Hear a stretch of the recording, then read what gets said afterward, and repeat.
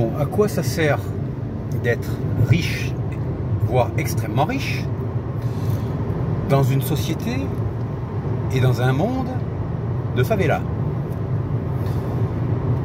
Tout le monde se doute, hein, en regardant autour de lui en France et en regardant un petit peu partout en Europe, grâce aux nouvelles qu'on a sur Internet et pas à la télévision évidemment, que il y a tout le système qui est en train de, tout le barnum est en train de se barrer, quoi, de partir en couille.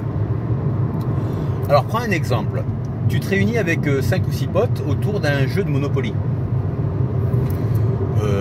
À la fin, il n'y en a qu'un seul qui aura tout. Il aura tous les hôtels, il aura toutes les gares, et les autres ne serviront qu'à se faire piéger dans les hôtels, dans les gares, et jusqu'à qu'ils soient tous rincés les uns après les autres. Et le jeu se finit, voilà, à ce moment-là. Bon, c'est une bonne allégorie sur notre société. Qu'est-ce qui va se passer quand il y aura encore moins d'extrêmement riches et qu'il y aura encore plus d'extrêmement pauvres? On va vivre dans une favela géante. Ce ne seront plus que certains quartiers de certaines villes qui seront occupés par des gens qui vivent dans des cartons, qui construisent des cabanes avec ce qu'ils peuvent récupérer. Ce sera l'ensemble du territoire qui sera comme ça. Donc quel est l'intérêt pour les extrêmement riches de vivre à l'abri dans leur propriété gardée par des vigiles, si c'est de se déplacer en hélicoptère et de se faire déposer dans des endroits, un peu comme, tu sais, quand les gens vont au Club Med en Tunisie ou je sais pas où, tu vois, le mec il dit « Waouh, j'ai fait un super séjour en Tunisie. » Ah bon? Waouh, qu'est-ce que t'as fait? Hey, j'ai été au Club Med.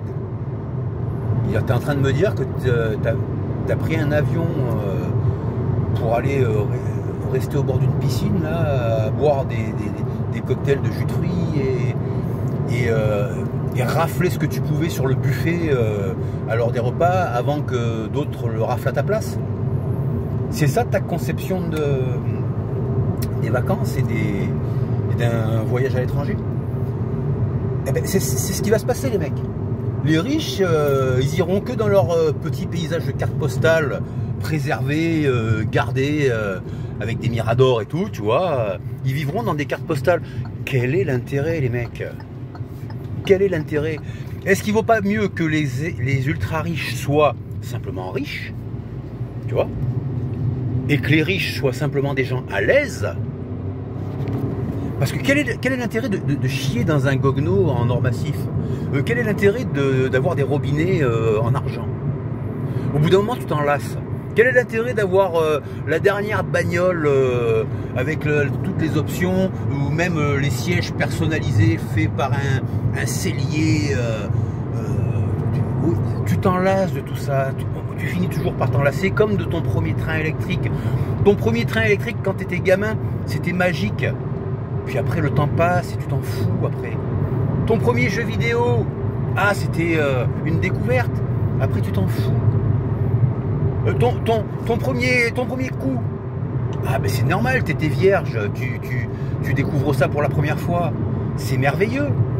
Mais c'est rare que tu restes avec la même fille avec laquelle tu as fait l'amour pour la première fois. Ou inversement, hein, une nana, c'est rare qu'elle reste avec le mec avec lequel elle a fait l'amour pour la première fois. Bon, bref, j'espère que je t'ai pas saoulé, mais moi je trouve que ça sert à rien d'être ultra riche dans un monde qui part en couille.